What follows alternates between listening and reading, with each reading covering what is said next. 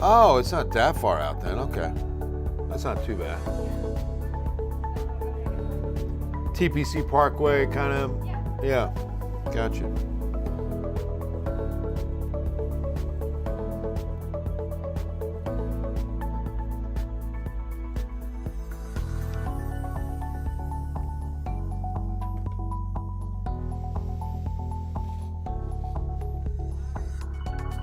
Thank you, Darcy.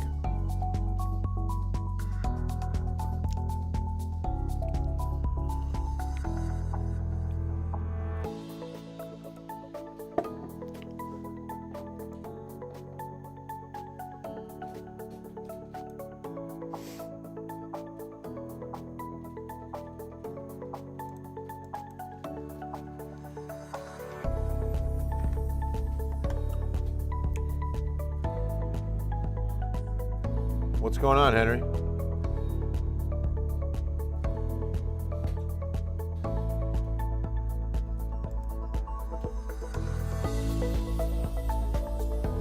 Is somebody stalking him? Seriously?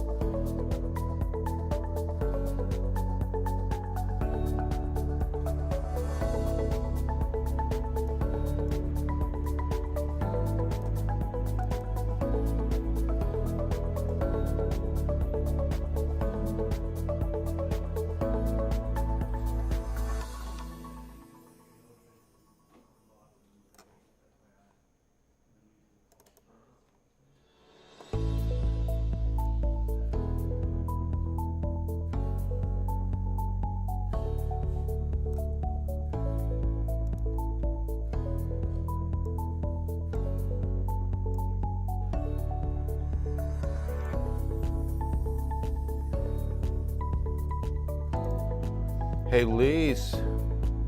I will not go out, right? Same with our little ones. Hey, Jason, good to see you. Yeah, we've got one, I would say medium-sized guy. My boy Bodie, he's outside.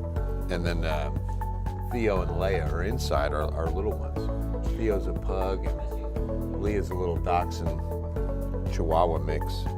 Cute puppies, cute puppies. Good evening. It's Thursday night, Baby Friday. Bill Taylor here, Ken's 5 Digital Center. Blessings to you and yours. Hope it's a wonderful Thursday night. You know, the nighttime hours, especially if you got one of these healthy downpours, some of the nicest weather of the day. There's a nice breeze. It's cooled down. It's, like I said, especially if you got one of these brief downpours. And there were a few around the city today. They were 10 minutes in duration. They didn't drop very much, as we'll take a look at here shortly, but some pretty good thunderstorm activity out to the east. Look right at 183. So right now, if you watch it right here, and you'll see two outflows come together.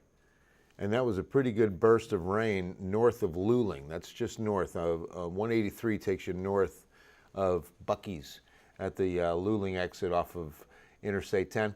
And so also Seguin again, and then also New Braunfels, and a little tiny spot in western Guadalupe County. Look at that.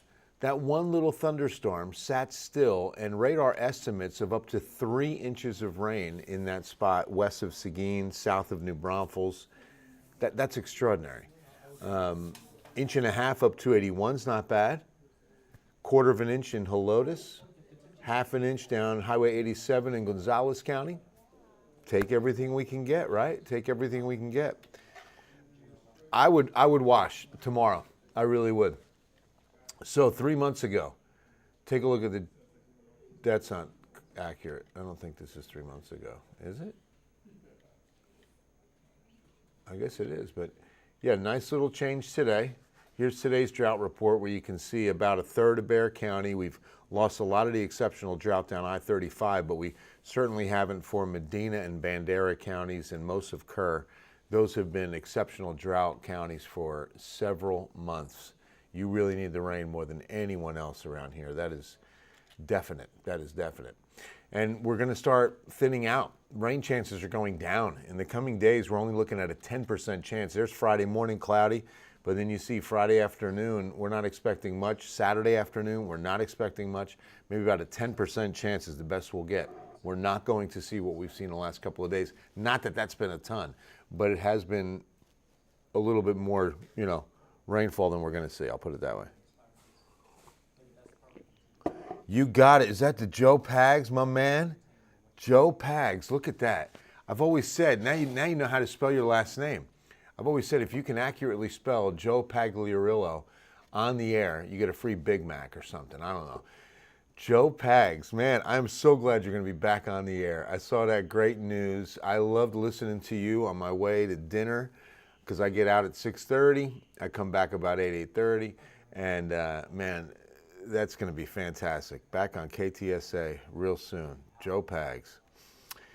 Mike Sinclair from Eastland. Where's Eastland, Texas, Michael? Monday could be, Sandy. Hopefully early in the day, okay? If your flight's early in the day, I wouldn't worry about it too much, but it doesn't appear that it's going to be too much.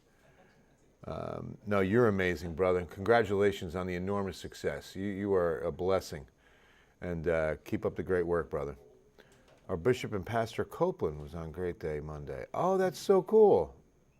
I'll have to see if I can catch that on this past Monday. That's cool. All right, so yeah, we're going to start seeing those chances thin out. 10% chance the next couple of afternoons. Highs probably going to start creeping up a little higher. Not to the May numbers that we saw. Remember back in May, we were at like 100, and heat indices were going 108, 109. We were much hotter back then. Well, let me show you something. I was actually showing this in the early shows today. We've been blessed, with cooling off as we get into summer. Because look, we still got a lot of summer left. We just started, and the hottest temperatures, if you're new to San Antonio, are coming late July, early August. You see, that's when the average high is 97. Right now, the average high is about 93, and that's exactly what we're doing. Heat index about 98 to 99, not too bad, especially evenings where it's comfortable and breezy. But look, those 2 weeks right in there, July 30 to about August 16, hottest part of the year historically for us. We did peak in May. Doesn't mean that we're not going to still get that heat in, early August, but that's definitely something to keep in mind, that we still have the heat to come. Now, one thing that cools us off that time of year, the tropics. And we're getting a little activity.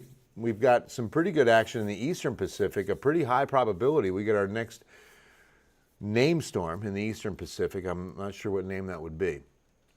But then, look at this, less than 40, it's looking like about a 20% chance over the next 5 to 7 days that we see a system develop, move across the Yucatan Peninsula and into the Bay of Campeche and become a tropical storm. This would be our next name storm. We did have one name storm already this year. It was Northern Atlantic, and it did not last long at all. As a matter of fact, let's take a look at the names. It was Andrea, a tropical storm for literally like 6 hours. Never made landfall, fizzled out, but enough to be a named storm. So that one's down, and Barry is next, which would be, again, the second of the 17 we're expecting this season. So we're expecting at least about 16 more, 9 of which would become hurricanes. 4 of those 9s, Cat 3 or better, and considered major. So average, a little above average and a little below last year. So we're kind of in that little sweet spot between both. So we'll see, as again, the most active time of hurricane season is yet to come, as is the hottest time of San Antonio. So mid-August to about mid-September, that 4-week stretch is historically the most active time of hurricane season. Speaking of hurricanes, Texas hurricanes, understanding nature's most powerful storms, our new special has been dropped on KENS 5 Plus. The whole KENS 5 weather team's on this. It's a wonderful special. All you need to know about this hurricane season, what we're expecting, the history of Texas. Did you know that Texas is second only to Florida on landfalls from tropical systems historically? So, we definitely get our fair share. Not like Florida, but we definitely get our fair share. And it's been quiet the last couple of years as far as, the San Antonio area and anything southeast of here. So KENS 5 Plus, download it on your television, on your Roku, your Fire Stick, Apple TV, Texas Hurricanes. Check it out when you can. Now, one thing that's been suppressing development is the dust from the Saharan Desert. All of this is moving across the Atlantic, and it's going to be blanketing the Caribbean and moving into the Gulf over this weekend. So here are the changes on the way. We're definitely going to see a pretty good amount of Saharan dust in the air. Let me back it up to Saturday. We could start seeing some of this by Saturday evening. I'll say, because the sun goes down late. So let's say 8 o'clock Saturday, we start seeing it. But then it really starts to increase as we get to Sunday, Monday. Not yet. I know Don's ready to go, right? Deploying and helping. God bless you, Don Bush, for all you do to help our hurricane victims every year. 112 back in May. Hanak, thank you for that. Cotulla, cooking in Cotulla down I-35. Dave says a termite walks into a bar and says, "Where's the bartender?"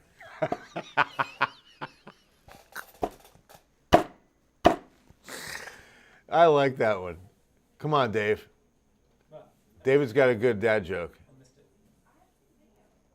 A termite walks into a bar and says, "Where's the bartender?" Termite? Oh. Bar? Tender? Wow. Huh? That's an intellectual. That's a good, yeah, it is. It is. I like It takes you a second, but boy, when it hits, it hits. Darcy, I tell you about the termite that walked into the bar and asked, "Where's the bartender?" That's a good one. Come on, I like that one. I'm keeping that one. Oh, close to Kerrville. Okay, thank you. Thank you. So, Michael, you're definitely in the exceptional drought for sure.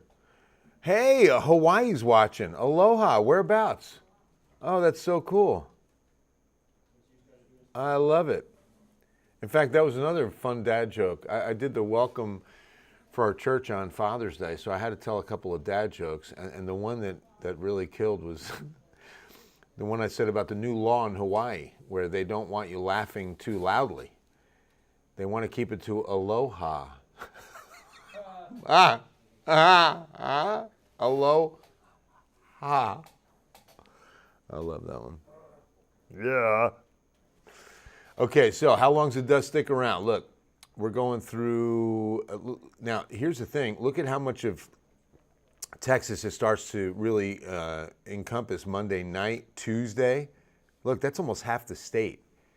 Looks to see a pretty good dusty sky. And one of the things you'll notice, when the sun's rising, like on Tuesday morning, let's look ahead to Wednesday morning. It looks like Tuesday more than Wednesday. So Tuesday morning, what you'll sometimes see, if you've seen it in the past, you can look directly at the sun. The sun will look like the moon on its rise, and there'll be so much haze that you'll see a lot of color, but you'll be able to look right at it, and it'll look like the moon. It's extraordinary. So yeah, this is why we're going to issue a KENS 5 weather impact alert Sunday, Monday, Tuesday of next week, because again, we don't issue impact alerts for severe weather only. We issue them when weather impacts you and your family. And so this increase in dust will have a great impact if you have asthma, if you suffer with COPD, if you even have severe allergies. Your afternoon breathing will be labored outside, for sure, because a lot of times in the daytime heating, the air quality is going to go down in that time of day a little bit more than normal, or than in the morning. But look for that Sunday, Monday, Tuesday, for sure. I think it thins out enough by Wednesday. We don't have another weather impact alert, but just try to limit your time outdoors if you have any kind of respiratory issue on, again, Sunday, Monday, Tuesday. That's why you'll see here on the 14-day forecast, we have those 3 days only as weather impact alerts. Rain chances 10% through the final days of June, and then we're dropping it until Wednesday and Thursday of the 2nd and 3rd of July, but it's only a 10% chance again. And these would also be sea breeze generated, afternoon heating, isolated showers. Notice how the temperatures are beginning to climb a little bit too. 97s beginning Thursday the 3rd, 4th of July, and then into that weekend, we're going to be flirting with 100. So John, probably Saturday early. You know, you'll get it before we will. You'll start seeing it by Saturday afternoon, I would think, by Saturday afternoon. Yes, absolutely, Sandy. Just in breathing. I mean, the air quality will go down a little bit. So you just kind of watch your afternoon outdoor activities on Sunday, Monday, Tuesday, because those will be the days that you have the thickest. And if you're sensitive, like I say, asthma, COPD, you'll definitely know the difference. Charlie and Carter mow. There we go with the mows. KENS 5, toasting to Charlie and Carter. Hope it's a phenomenal summer. Hope you're enjoying it. Don't forget, do me a favor, Charlie, Carter, this summer, read a book. Read a couple of them. It's really smart, because I'm telling you, in education they talk about, my daughter's a teacher, I've had several teachers in my family, they talk about what's called the summer slide, because a lot of students don't pick up a book over the summer. Now you go into like mid-September to maybe even late or early October, before kids really start coming around and grasping what's going on in the classroom, because they've just been, away from reading and mathematics and all these kind of things. So just keep the mind fresh a little bit. Read some fun books, read some great stories, but reading, it make all the difference. I remember when I was in high school, I forget if it was freshman, sophomore year, it was definitely not, by junior, senior year we had to do it. We had required reading over the summer. We had to read 3 books over the summer, and we were tested on them within the first month of school. I remember it. And we were like the first class to have to do that. Like I said, it was either freshman or sophomore year. You're welcome, John, anytime. God bless you, brother. So again, no big changes, no big rain chances. Just make sure you're hydrating when you're out in this heat. I saw some roofers up there working in our neighborhood today from the last hailstorm. I'm like, wow. Hope those guys are hydrated and taking care of themselves. So just pay attention to your body. And we will see you on KENS 5 News at 10. God bless you. I love you all. And take care.